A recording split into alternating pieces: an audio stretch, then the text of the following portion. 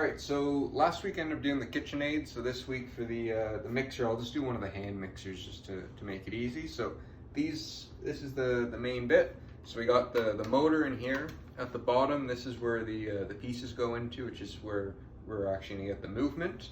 And then on the top we have the speed. It's unplugged, so I can do this. So got speed 1, push it up, we got 2, all the way to 5.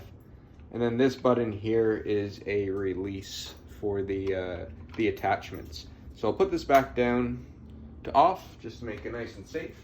And then there's only really 2 attachments. Sometimes there's 3. There's like a wire whip that we can add to this. There's also the dough hooks. Not used very often, but they usually come with it. And then the main reason that we would use something like this is these guys here. So it's a little bit of like the sturdier whisk. Really good to make icing.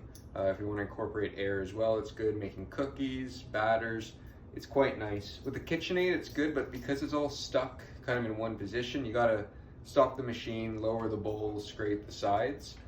What's nice about these guys is that once we push it all in, this can move, right? So we can get all those corners, we can make sure we get all that dry batter, and we can just have a very efficient way to mix stuff. So the way that we add these on is that each one has a left and a right. So this one has a little tab here, this one does not.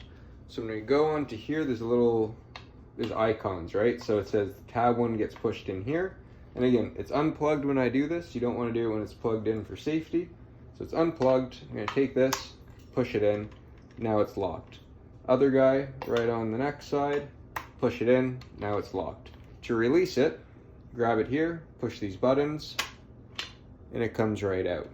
Right, so we're gonna plug this in, just like that. Almost there. There you go.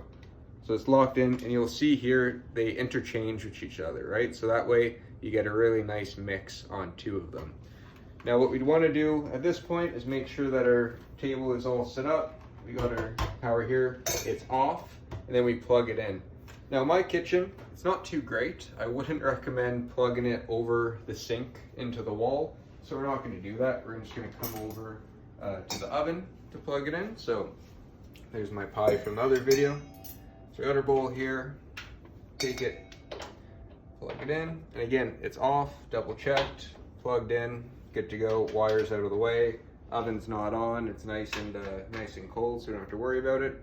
And then to turn it on, we're just going to flick it up. But we don't want to be walking around like this. It's going to be an issue. Maybe my dog's big ears could get caught. So in the bowl, and then at that point is when we turn it on. And it's mixing.